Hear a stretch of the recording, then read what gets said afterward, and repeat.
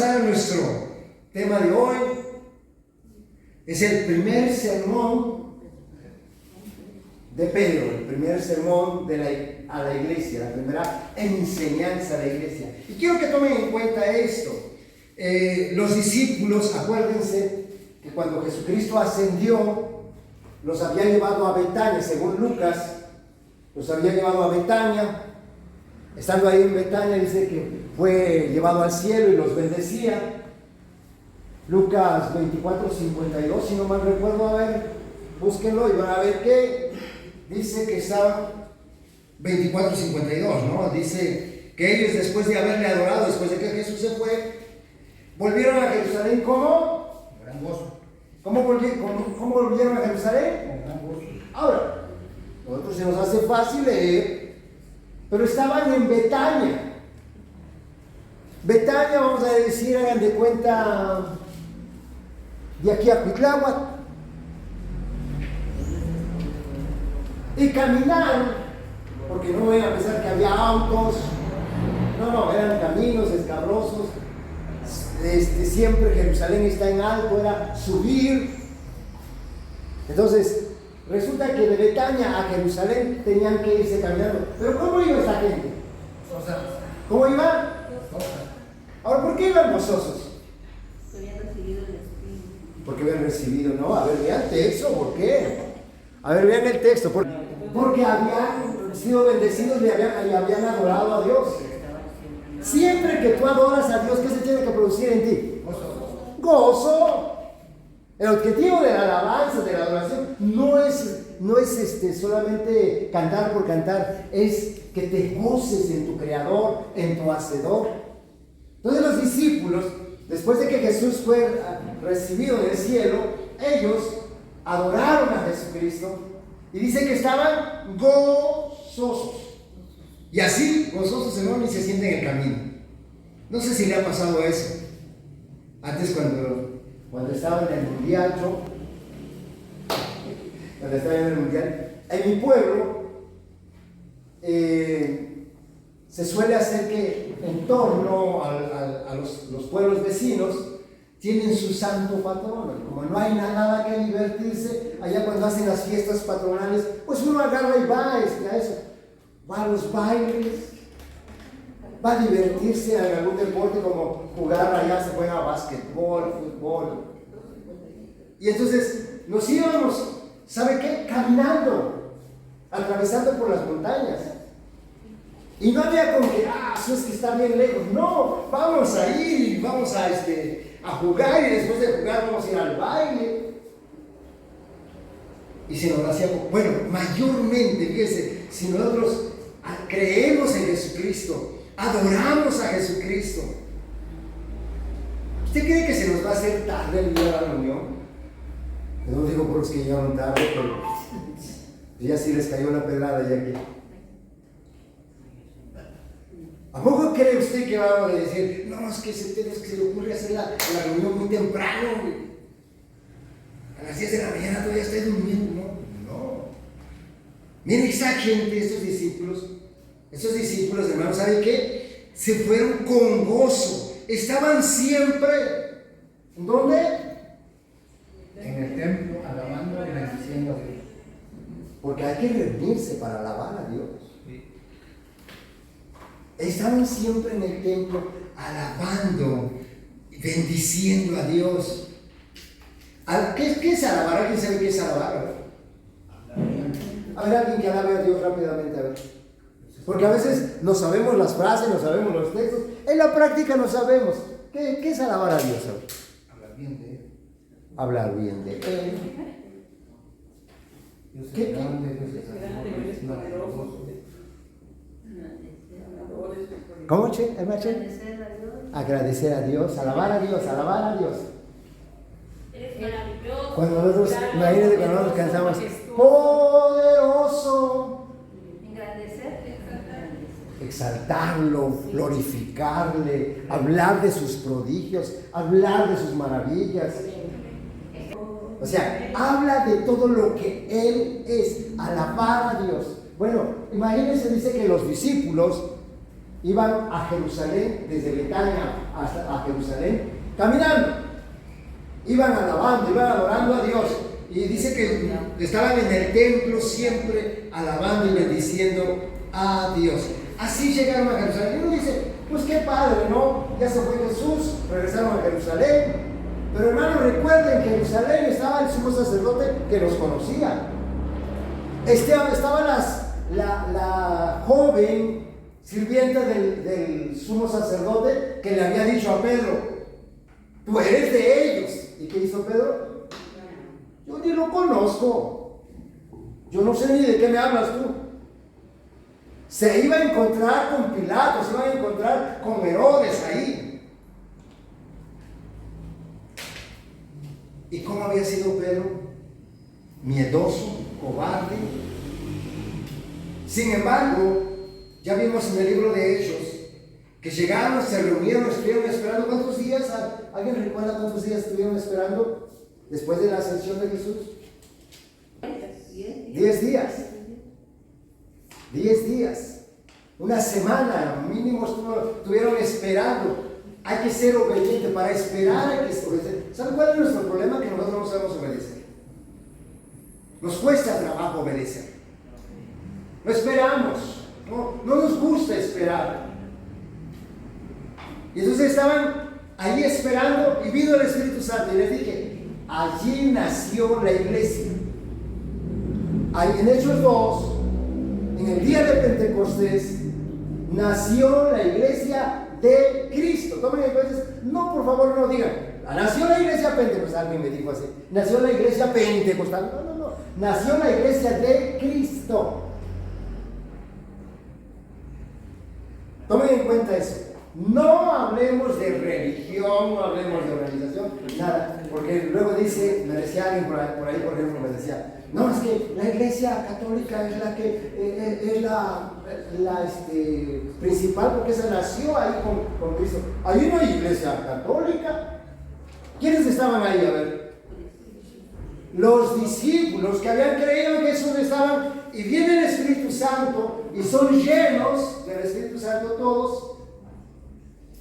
Ahora, el ser lleno del Espíritu Santo no es suficiente, porque a veces nosotros caen en el otro extremo, está la iglesia pentecostal, y llénanos y queremos ser llenos de tu poder, y a veces no tienen palabra. Mire, aquí lo curioso de esto, que cuando fueron llenos del Espíritu Santo, y había algunos que se burlaban de la iglesia, de todo, cómo estaban llenos del Espíritu Santo, todo lo que hacían, lo que se movía en ese lugar. Entonces se burlaban. Y dice la palabra de Dios que Pedro, al ver eso, el cobarde, el que negó a Jesús, se levanta. Versículo 14, quiero que vean. Versículo 14, Hechos 2:14, vamos a iniciar nuestra enseñanza. Todo lo anterior solamente les dije como una introducción. Pero Hechos 2:14 dice, entonces Pedro, vean, el cambio que hay en este hombre. Entonces Pedro, poniéndose de pie con los 11, alzó la voz y les habló diciendo, varones judíos y todos los que habitáis en Jerusalén, esto sea notorio y oíd mis palabras, porque estos no están ebrios como vosotros suponéis, puesto que es la hora tercia del día. Mas esto es lo dicho por el profeta Joel, y en los postreros días, dice Dios, derramaré de mi espíritu sobre toda carne, y vuestros hijos y vuestras hijas profetizarán, vuestros jóvenes verán visiones, y vuestros ancianos soñarán sueños. Y de cierto sobre mis siervos y mis siervas, en aquellos días derramaré de mi espíritu, y profetizarán. Daré prodigios arriba en el cielo y señales abajo en la tierra, sangre y fuego y vapor de humo. El sol se convertirá en tinieblas y la luna en sangre antes que venga el día del Señor grande y manifiesto. Y todo aquel que invocare el nombre del Señor será salvo. Varones israelitas, oíd estas palabras. Jesús Nazareno, varón aprobado por Dios entre vosotros, con las maravillas, prodigios y señales que Dios hizo entre vosotros por medio de él, como vosotros mismos sabéis. A este, entregado por el determinado consejo y anticipado conocimiento de Dios, prendisteis y matasteis por manos de inicuos, crucificándoles, el cual Dios levantó, suelto los dolores de la muerte, por cuanto era imposible que fuese retenido por ella. Pero David dice de él: veía el Señor siempre delante de mí, porque está a mi diestra, no seré conmovido. Por lo cual mi corazón se alegró y se gozó mi lengua, y aún mi carne descansará en esperanza, porque no dejaréis mi alma en el Hades, y ni permitirás que tu santo vea corrupción. Me hiciste conocer los caminos de la vida, me llenarás de gozo con tu presencia. Varones hermanos, se os puede decir libremente del patriarca David, que murió y fue sepultado en su sepulcro, y su sepulcro está con nosotros hasta el día de hoy.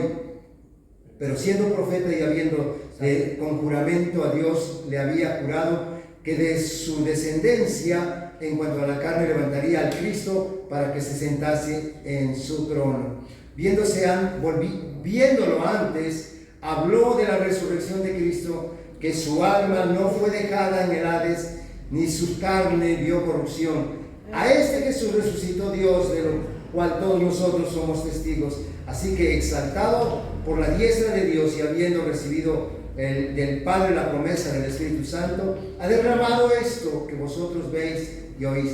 Porque David no subió en los cielos, pero él mismo dijo el Señor a mi Señor: siéntate a mi diestra, hasta que ponga a tus enemigos por estrado de tus pies. Sepa pues ciertísimamente toda la casa de Israel, que a este Jesús a quien vosotros crucificasteis, Dios le ha hecho Señor y Cristo.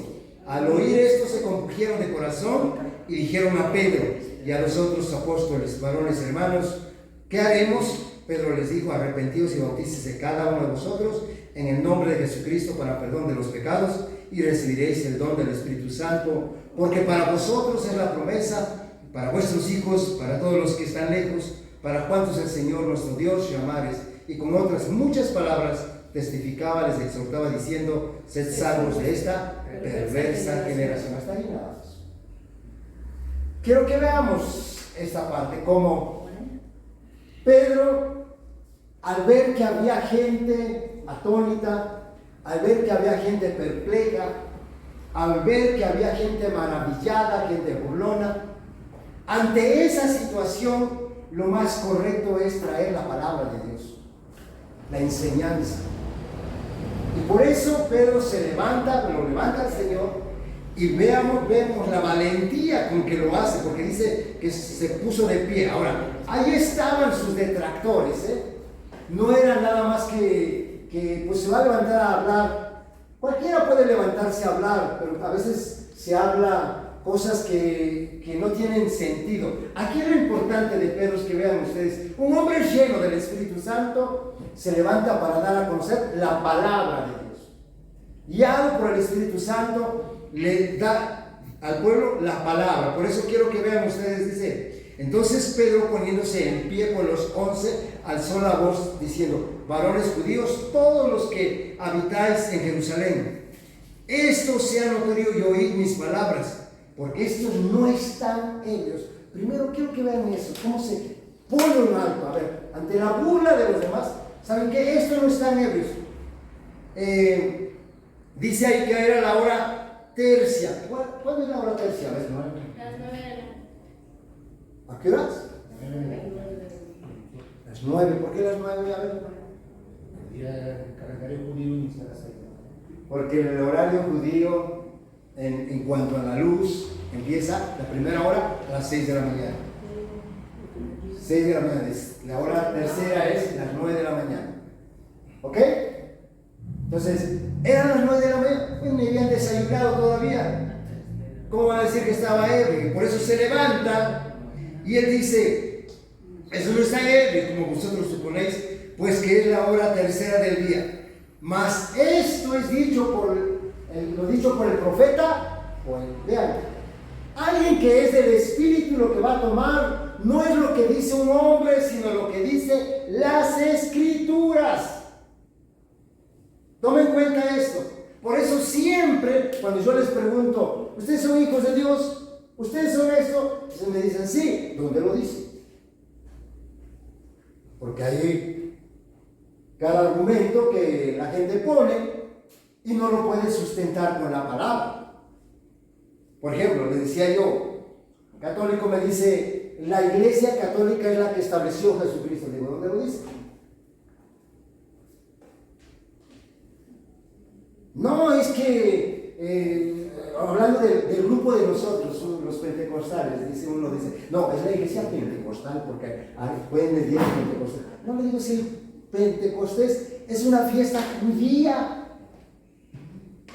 No tiene nada de relación con la iglesia cristiana, que es algo profético que estaba establecido, que ese día tenía que nacer, porque era el día de las primeras cosechas.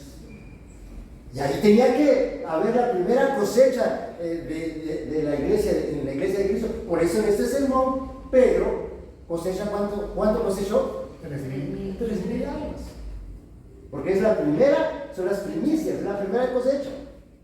Estaba proféticamente establecido, pero no para que nos pongamos el nombre pentecostales, porque no tiene nada que ver con la iglesia cristiana el día de Pentecostés. Esa es una fiesta judía, ¿ok? Entonces, no se trata de religión ni de organización ni nada, se trata de la iglesia de Cristo. Y cuando nace la iglesia de Cristo, tiene que ser edificada con la palabra. ¿Se puede tomar el Antiguo Testamento? Claro que sí. ¿Qué está haciendo Pedro aquí? Mire, dice, tomar lo que dijo el profeta Joel. ¿Qué es lo que dijo el profeta Joel? Ahora no dice, se está cumpliendo lo que el profeta Joel dijo. No, dijo, mas esto es lo dicho por el profeta Joel. No es que ya tuvo el cumplimiento de todo. Algunas cosas se empezaron a cumplir ahí. Porque ahí dice el versículo 17, y en los postreros días, dice Dios. ¿Cuándo son los postreros días? Los postreros días inician desde la venida de Jesucristo, desde el establecimiento de la iglesia. Ahí inician los postreros días. Ahora, si estamos viviendo 2000 años después de que nace la iglesia, yo creo que estamos viviendo los últimos días. Postreros quiere decir los últimos días, ¿no? Ok, los postreros días, dice Dios, derramaré de mi espíritu. Ahora, derramaré de mi espíritu sobre toda carne. Tomen en cuenta esto. Pedro está tomando la escritura para hacerles ver lo que sucedió en ese momento. ¿Por qué se estaba suscitando lo que estaban viendo? Porque se estaba cumpliendo en parte lo que el profeta Joel había hablado, que Dios había de derramar de su espíritu sobre toda carne. Y aquí dice, y vuestros hijos, ese y puede ser al momento, puede ser después, porque es una conjunción que sirve para unir. Dice, y vuestros hijos y vuestras hijas profetizarán. Ahora, yo quiero que subraye aquí algo que está ahí, profetizar. Primero antes de caer eso, quiero que vean que en Dios no hay exclusión, no hay machismo como en algunas congregaciones, algunas reuniones lo hacen donde a la mujer no le permiten participar. Aquí dice la escritura, dijo Pedro que la escritura dice, vuestras hijas y vuestros ¿sí o no? ¿Incluye a la mujer, sí o no? Sí. Porque hay lugares donde se vetan a la mujer y no pueden participar de nada. Aquí el Espíritu, está citando Pedro lo que el Espíritu dijo, dice, vuestros hijos y vuestras hijas. Y ahora sí, bueno, ya incluidos los dos, tanto hombre como mujer, ¿qué van a hacer? Van a profetizar. He recorrido de todo y he tomado conocimiento. Algunos profetizar significa, le dan la aplicación de predecir el futuro.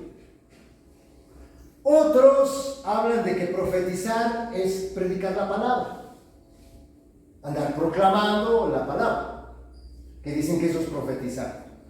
Yo quiero que entendamos aquí, lo está hablando del derramamiento del Espíritu Santo. No está hablando de poder dar una ponencia o andar dando la palabra de casa en casa. No. Aquí dice, vuestros hijos y vuestras hijas profetizarán.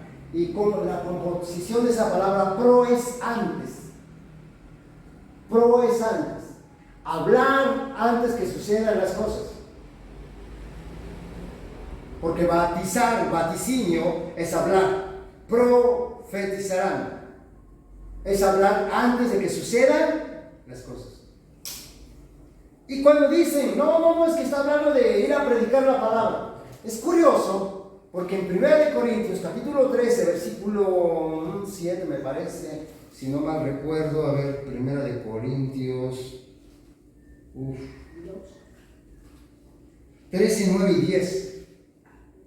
13, 9 y 10, sí, ahí habla, no es 13, 7, es 9 y 10, 13, 9 y 10, habla de que, dice, porque en parte conocemos, en parte profetizamos, pero luego dice, pero luego lo que es en parte será quitado. Cuando venga lo perfecto, entonces lo que es en parte. Lo que es en parte, ¿qué va a suceder? Acabará. En otra versión dice, será quitado. Entonces, a ver, si profetizar estuviera hablando de predicar la palabra, entonces ya sería quitado eso. No habla, profetizar no está hablando de predicar la palabra.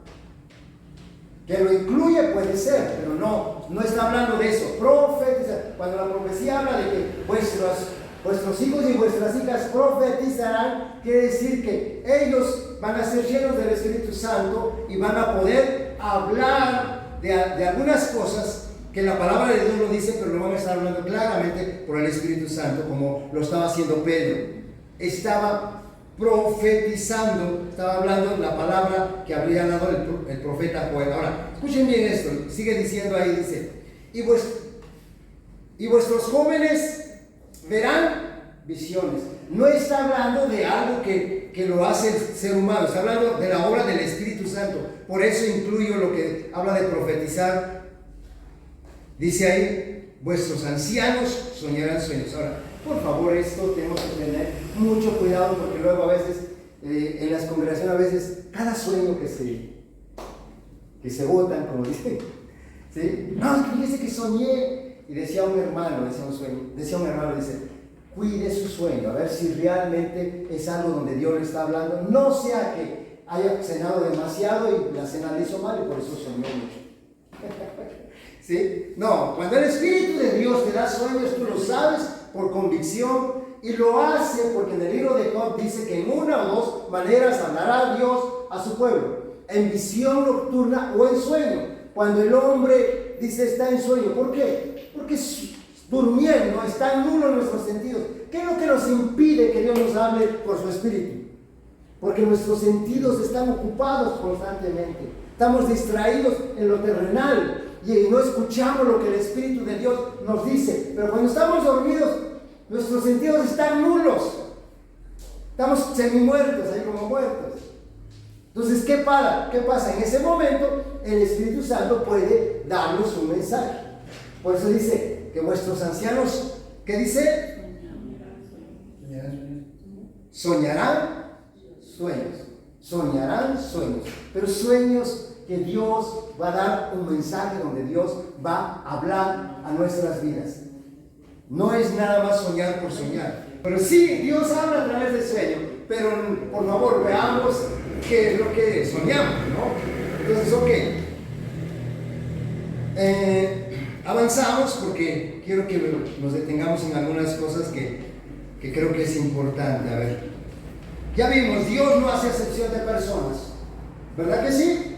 Incluye a la mujer, incluye al hombre, y luego dice, no hay problema en cuanto a edades, porque dicen lo mismo los jóvenes, lo mismo los ancianos, y luego dice, y de cierto sobre mis siervos, escuche bien, mis siervos y sobre mis siervas.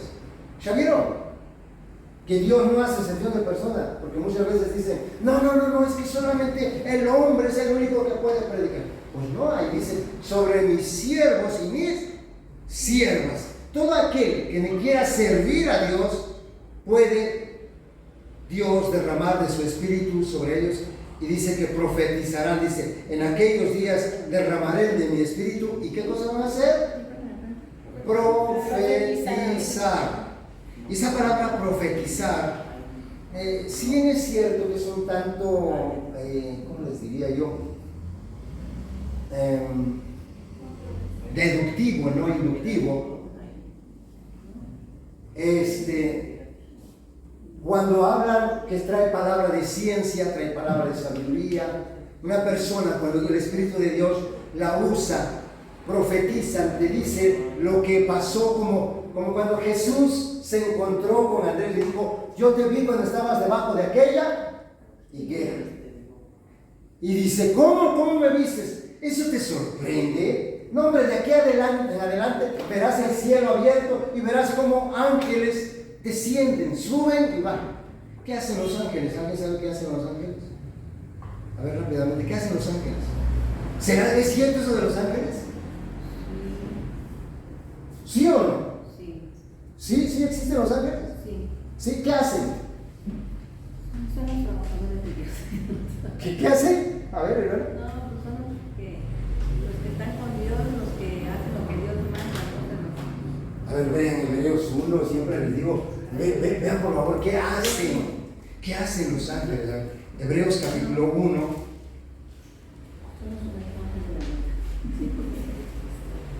Hebreos capítulo 1. No, versículo 13 y 14, por favor. Escuchen bien aquí. Quiero que vean para qué están los ángeles. Esto yo lo repito mucho, pero por razón dice el apóstol Pablo, dice, para mí no me es molesto repetir las mismas cosas que para vosotros les es seguro. Aunque les repita lo mismo, tengo que volver a decírselos porque miren, los ángeles, dice que están ahí, dice, pues ¿a cuál de sus ángeles dijo Dios jamás, siéntate a mi diestra hasta que ponga a tus enemigos por estrado de tus pies? No va, eso solamente se lo dijo a Jesús. Y luego dice el versículo 14, no son todos, hablando de los ángeles, dice, no son todos ¿qué? Administradores enviados para servir a... ¿Qué son los ángeles? A ver. Administradores. ¿Alguien tiene una versión diferente? ¿Qué son espíritus? Pero, ¿qué cita es? ¿Cómo? ¿Qué cita es? 1:14, Hebreos 1. A ver qué dice Hebreos 1. La mía dice, ¿no son todos los ángeles espíritus dedicados al servicio divino, enviados para ayudar a los que han de heredar la salvación? A ver cómo dicen esa versión, ¿no? Dice, no son todos ellos espíritus que ofrecen un servicio santo, enviados para servir a favor de los que van a heredar la salvación. A ver, ¿para qué son los ángeles? Para ayudar a los que van a heredar la salvación. ¿Quiénes son esos que van a heredar salvación? A ver. Para el servicio de los Para el servicio divino, dice, enviados para... ¿Quiénes son los herederos de salvación? Nosotros. ¿A dónde están los herederos de salvación? Nosotros. Bueno, entonces, ¿tenemos ángeles a nuestro servicio, sí o no? Sí. Cuando habla de espíritus, ahí dice la palabra eje, ¿sí? No son todos ellos, ¿qué dice? No son todos ellos espíritus que ofrecen un servicio santo. ¿Que ofrecen qué? Que ofrecen un servicio santo. Que ofrecen un servicio. La palabra ministradores, es servidores. ¿Los ángeles qué son? Servidores. Ellos son ministros, servidores. Porque se suena petulante así cuando, aquí está el ministro de Dios. Y uno dice, wow, el ministro de Dios. Pues que sirva, ¿sí? A eso están los ángeles, para que nos sirvan a nosotros. Para él no decir, ¿dónde están? ¿Cuáles son? No, quería, sí, él va conmigo, él me guarda porque Dios me prometió mis ángeles que están a mi servicio. Y cuando usted pide algo al Padre, los ángeles, dice en el libro de Génesis que Jacob vio una escalera que pegaba en el cielo y ángeles que subían y bajaban, ¿sí o no? Porque cuando tú oras, un ángel se lleva tu oración y trae la petición. Es difícil creer, ¿verdad? Pero si oramos, tenemos que creerlo. Bueno, ok, entonces, regresemos por favor en el libro de Hechos. Regresemos por favor. Dice ahí que, de cierto sobre mis siervos y sobre mis siervas, en aquellos días derramaré de mi espíritu y profetizarán. Ahora dice, y daré prodigios arriba en el cielo y señales abajo en la tierra, sangre y fuego. Esto, hermano, no se ha cumplido. Si usted lee en el libro de Apocalipsis, aunque Pedro está haciendo mención de ello, por eso dijo, esto es lo que dijo el profeta Joel. Pero no dijo, eso ya se está cumpliendo.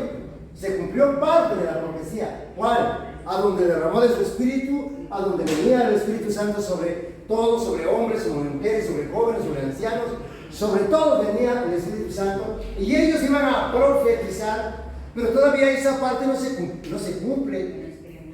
A donde dice el sol se convertirá en tiniebla, la luna en sangre antes de que venga el día del Señor grande y manifiesto. ¿Cuándo va a suceder eso? Antes de que venga. Eso lo relacionan ahorita con los eclipses, ¿no? Pues, mire, ha habido muchos eclipses.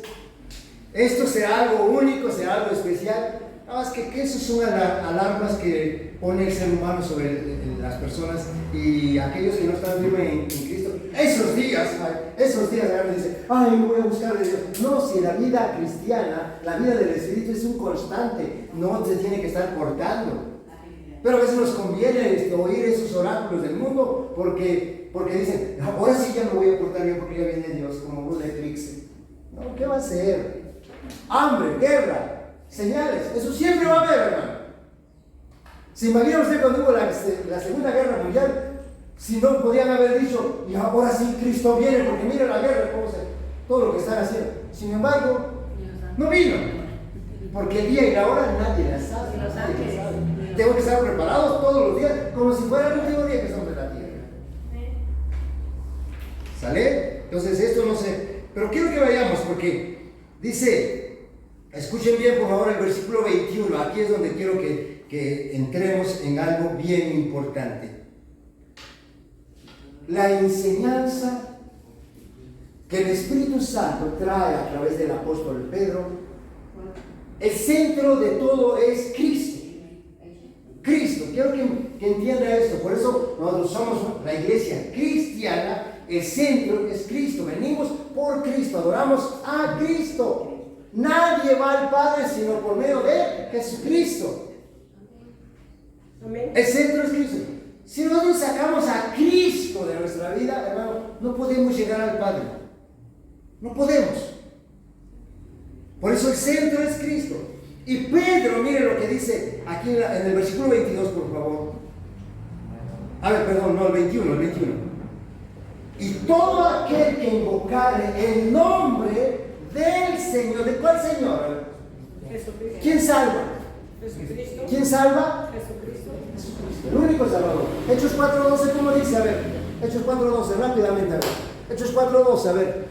Ustedes saben ese texto, pero quiero que me lo repitan, a ver. En ninguno otro hay salvación. Y en ningún otro hay salvación, en ningún otro nombre hay salvación.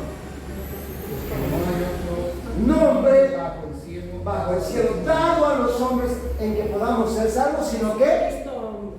¿en quién? Entonces, ¿a quién tenemos que invocar para ser salvos? Jesucristo. Hermano, no pertenezcas a ninguna religión, a ninguna organización. Eso es del hombre. Eso es del hombre. El que invocar el nombre del Señor. Hechos. Romanos capítulo 10, versículo 8 dice, escuchen bien, dice, Romanos 10, 8 dice, ¿más qué dice la Escritura? Esto lo dice la Escritura, no yo. ¿Sí? ¿Así dice o lo estoy inventando? Romanos 10, 8, ¿más qué dice la Escritura? Cerca de ti está la palabra, en tu boca y en tu corazón. Esta es la palabra de fe que predicamos. Que si confesares con tu boca que Jesús es el Señor y creyeres en tu corazón que Dios le levantó de los muertos, serás. No dice si perteneces a una religión, no dice si perteneces a un grupo, no. Si confesares, invocar. Pedro en su primer sermón, con la iglesia ahí llena del Espíritu Santo, empieza a tomar la Escritura, empieza a hablar ante la gente atónita, ante la gente perpleja, ante la gente burlona. Pedro tenía que traer una palabra que mostrara quién es el Salvador del mundo. No podemos nosotros creer por cualquier cosa. Mire que yo caminé por varios grupos religiosos queriendo encontrarme con Dios. hasta que Jesucristo se reveló a mi vida y dije, wow, con esto. Esto es lo más importante, porque Él es el Salvador. No importa que me tachen de tener una religión errónea o eso, pero si Cristo es error, entonces ya fuera de Él, no te vas a encontrar salvación. Si solamente en Cristo hay salvación. Amén. Solamente en Él. Entonces nosotros necesitamos entender eso, porque aquí dice, todo aquel que invocar el nombre del Señor será salvo. Ahora, escuchen bien, varones israelitas, regreso a Hechos 2:22, dice: varones israelitas, oíd de sus palabras. Jesús Nazareno, varón, aprobado por... Está hablando de quién tenemos que creer. Jesús Nazareno, varón aprobado por Dios entre vosotros, con las maravillas y prodigios y señales que Dios hizo, miren, entre vosotros por medio de Él. Recuerde siempre esto. No hay ninguna jactancia de que Dios haga milagros, porque finalmente lo único que somos son unos instrumentos en las manos de Dios. He visto gente sanar de cáncer, he visto gente sanar de sida, he visto resucitar muertos, he visto maravillas. No me puedo andar poniendo el título: venga a mí que yo sano. No, el que sana es Cristo. El que sana es Dios. ¿No dice aquí eso, sí o no? Dice: varón aprobado por Dios entre vosotros, con las maravillas, prodigios, señales que Dios, ¿quién las hizo? Dios hizo entre vosotros por medio de Él, como vosotros mismos sabéis. A este, entregado por el determinado consejo y anticipado conocimiento. Miren, muchos piensan que ellos entregaron a Jesús. No, aquí era un predeterminado consejo de Dios. Ya estaba establecido que el justo por los injustos había de morir. Ahora, que era responsable Judas, el sumo sacerdote, Herodes, Pilatos, que tenían que ser responsables, sí. Pero ya estaba predeterminado lo que a veces sucede. Sí estaba escrito que iba a traicionar al Señor, ¿sí o no? Sí estaba escrito que el Cordero Pascual había de ser juzgado, había que ser analizado y que ser hallado perfecto. Sí. Por eso les dije, hubo 6 juicios. 3 juicios religiosos, 3 juicios civiles, y ninguno no hallaron ninguna culpa. Pilato decía: ¿saben qué? Yo me lavo las manos, yo no veo ninguna culpa. Allá ustedes. Vean, dice que fue entregado por el determinado consejo, anticipado conocimiento de Dios. Prendisteis, ahora aquí nos hace responder: matasteis por manos inicuas. ¿Qué quiere decir esto de inicuo?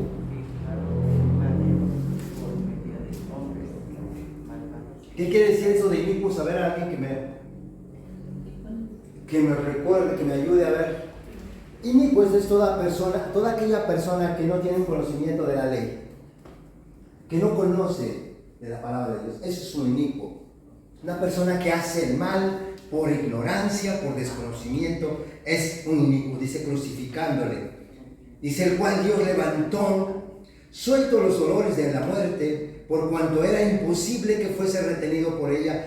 Y aquí vuelve otra vez Pedro a citar la palabra de Dios, lo que ya estaba escrito. Dice, por eso dice: porque David dice de él: veía al Señor siempre delante de mí, porque está a mi diestra, no seré conmovido.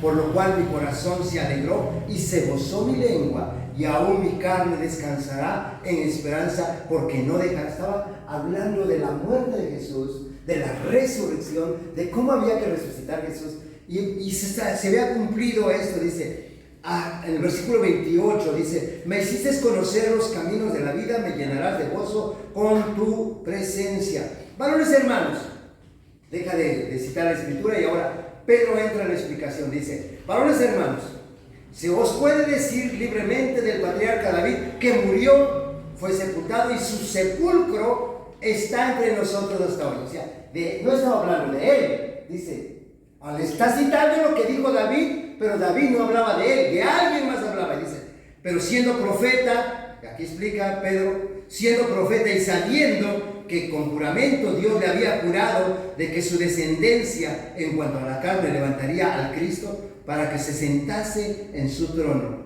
Viéndolo antes, habló de la resurrección de Cristo, que su alma no fue dejada en edades o en sepulcro, dice en otra versión, ni su carne vio corrupción. ¿Alguien sabe cuántos días estuvo Jesús, su carne, en el sepulcro? 3 días. ¿Sabían ustedes que biológicamente después de 3 días se empieza a podrir el cuerpo? Sí. Y por eso dice, después de 3 días resucitó, porque no podía haber. La palabra corrupción quiere decir podrir. Cuando nosotros en nuestro ámbito político dicen, es que hay corrupción, ¿qué están diciendo? Está podrida la política. ¿Sí? Está podrida la política. Bueno, imagínense, hermano, que dice, después de 3 días fue resucitado porque no tenía que ver corrupción. David había profetizado y Pedro lo está explicando, por eso siempre les digo, hermano, cuando hay una iglesia que esté llena del Espíritu Santo, ¿qué es lo que necesita? Palabra de Dios, lo que está escrito en la Biblia para ser edificados en Dios, no en argumento de hombres, no en argumentos que a alguien se le ocurra, sino en la palabra de Dios. Por eso Pedro, al ver la iglesia y al ver que había gente atónita, gente que se burlaba, gente que estaba perpleja, gente que estaba maravillada, dice, eso es lo que necesita de la palabra de Dios. Se levanta un hombre valeroso, lleno del Espíritu Santo, y empieza a darles palabra, explicándole lo que dijo el profeta Joel, explicándole lo que dijo David. Y cuando les dio la palabra, miren, escuchen bien eso, porque a mí me impacta cuando dice aquí el versículo 37, por favor. Cuando ya Pedro les explicó, me tengo a todo lo anterior porque quiero que vean. Versículo 37 dice, al oír esto, ¿qué habían oído de esta gente? Palabra de Dios. Porque citó a Joel y citó a David. ¿Sale? Sí. El Salmo 16, ahí lo puede usted leer en su casa y está hablando de lo que acaba de citar Pedro. Entonces, al oír esto, se compugieron. La palabra de Dios es tan poderosa. No nos tenemos que preocupar por la gente, si lo recibe o no lo recibe. Como dice Hebreos 4:12, ¿cómo es la palabra? La palabra de Dios es viva. Y es eficaz. Es viva y es Eficaz. A diferencia de las palabras de los hombres, la palabra de Dios es viva. Tú no te preocupes, es que no cambia la gente, es que no, yo no me preocupo, no vienen, no son responsables, son impuntuales, es cosa de cada quien. Yo no me tengo que ocupar en traer la palabra. ¿A poco en casa usted se preocupa? Ay, no ha comido, pobrecito, no, si quiere comer, que coma.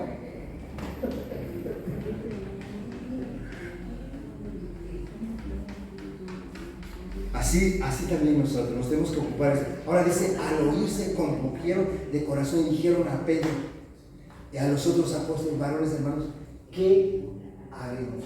Cuando la palabra de Dios es expuesta, tiene que surgir preguntas. Qué importante es que nosotros formulemos preguntas ante lo que oímos. Que no seamos esa clásica gente que piensa, amén, gloria a Dios, aleluya, su nombre a la gloria.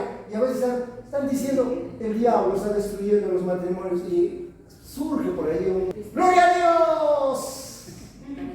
Un despistado. Gloria a Dios. ¿Cuál gloria? ¿Cuál gloria a Dios? ¿Sí? Entonces tenemos que nosotros entender esto, hermano. Dice aquí que fueron compungidos de corazón. Y Pedro, aquí está la clave, ¿no? Quiero que escuchen esto. Pedro les dijo, arrepentidos. Este tema lo hemos tocado mucho, al menos en este lugar lo hemos dicho. Sin arrepentimiento no hay iglesia. Sin arrepentimiento no hay nuevo nacimiento. Hay mucha gente que tiene remordimiento. Y esto no se predica en las iglesias cristianas ya. Hoy se habla mucho de la prosperidad, hoy se habla mucho de las bendiciones, pero no se habla de que, ¿sabes qué? Tienes que arrepentirte. La mayor bendición en el Evangelio es que nos arrepintamos de nuestros pecados. ¿Qué me sirve llenarme de conocimiento si sigo viviendo en el pecado? ¿Se acuerdan ustedes que el jueves explicábamos acerca de nuestra fe, de la victoria que tenemos sobre el mundo? Nunca tendremos victoria si nosotros no creemos. No es lo mismo tener fe que creer. Fe es el conocimiento de la palabra, de la voluntad de Dios, Pero creer es cuando tú lo pones en práctica y tu victoria la vas a obtener cuando tú experimentes lo que Dios dice. No es por la fe, es por creer. Dice, todo aquel que es nacido de Dios vence al mundo. ¿Qué es lo que vence al mundo? Nuestra fe. ¿Quién es el que vence al mundo? Sino el que cree. ¿Qué cree? Que Jesucristo es el Hijo de Dios. Entonces aquí, lo primero que está haciendo Pedro es predicarles arrepentiendo. Dos cosas. Estos dos mandamientos, hermanos, en la iglesia tienen que estar, nunca va a cambiar. Arrepentirse y bautizarse. Arrepentirse y bautizarse. Ahora, no bautizar a los niños, porque la Biblia no habla de que se bauticen los niños. La Biblia dice en Marcos capítulo 16, en el versículo 16, dice que ¿cuál es el requisito para que creamos, para que nos bautizamos? Creer. El que creyere y fuere bautizado, le antecede creer en quién, en Jesucristo. Un niño, por más que le prediques el evangelio, no va a creer. Por lo tanto, no puede ser bautizado. Y la Biblia no registra que haya bautizos de niños. Hay bautizos de personas adultas. Entonces, es bien importante el arrepentimiento y el bautismo. Y dice aquí muy claramente, cada uno de vosotros en el nombre de Jesucristo. Aunque aquí yo les digo, hay un error de traducción. No es que la Biblia tenga errores, hay un error de traducción. Ahí dice para perdón de pecados. No, el bautismo no es para perdón de pecados. Usted es perdonado de sus pecados cuando usted cree en Jesucristo. El bautismo es porque me voy a bautizar porque han sido perdonados mis. No para, aunque eso gramaticalmente aquí hay una maestra. Las preposiciones se leen entre, para, por, según, si, sobre, tras. Esas son preposiciones, ¿va, maestra? Bueno, las preposiciones en el griego solamente hay una palabra. Solamente hay una palabra en la preposición. Todos leen entre, para, por, según, si, sobre, tras. Solamente es una palabra. Entonces lo puedes poner para o porque. Y aquí no es para, es porque. Bautícese cada uno de vosotros porque sus pecados han sido perdonados. ¿Sí me entienden? No me voy a bautizar para, sino porque. Me voy a bautizar porque ya ha sido perdonado, me voy a bautizar. ¿Estamos? ¿Sí está entendible o los dejé confusos? ¿Sí es entendible? Porque hay muchos que le dicen, ay, es que me voy a bautizar para que mis pecados sean perdonados. No, porque ya has sido perdonado, te vas a bautizar como una evidencia de que moriste al mundo. Vamos a sepultar. ¿Todo muerto qué hacen? ¿A los muertos qué le hacen? Sepultarlo, ¿no? Dice Romanos 6. Porque somos sepultados juntamente con Cristo, para que así como Él resucitó, también nosotros al salir del agua, dice, andemos en una vida nueva. Entonces, arrepentimiento y bautizo son los dos mandamientos que la iglesia cristiana tiene ahí, naciendo la iglesia. Pedro les da esto, dice, cada uno de vosotros en el nombre de nuestro Señor Jesucristo, para perdón de los pecados, y recibiréis, y aquí viene, y recibiréis el Espíritu Santo. Wow.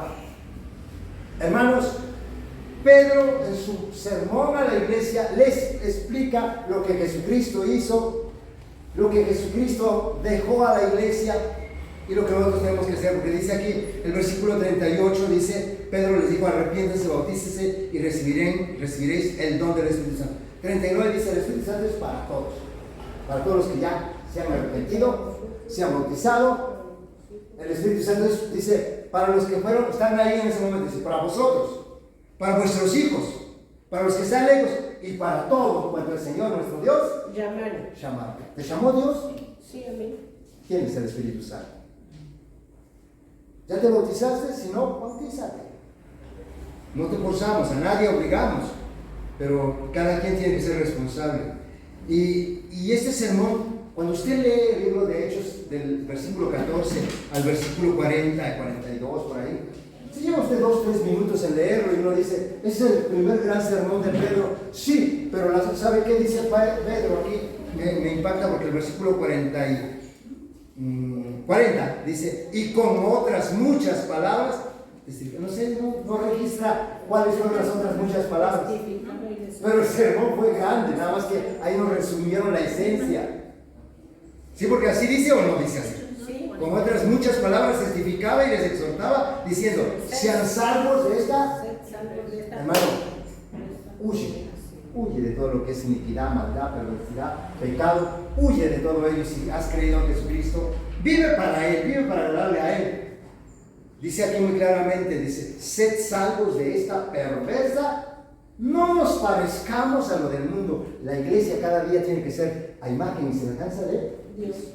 Dice que como en un espejo, nosotros somos transformados de gloria en gloria.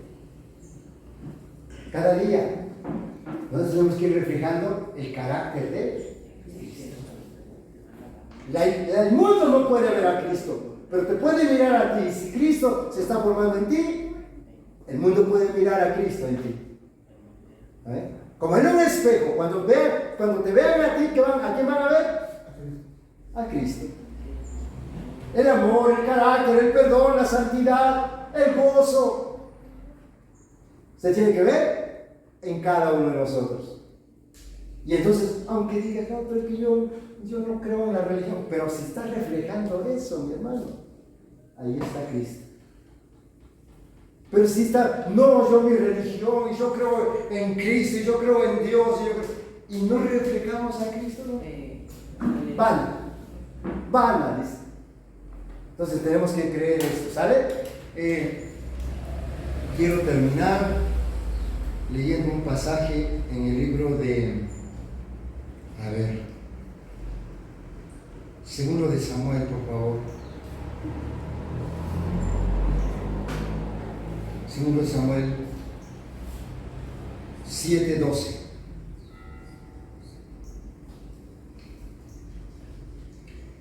Dios profetizó aquí acerca de lo que en Samuel, a David, Samuel le profetizó a David.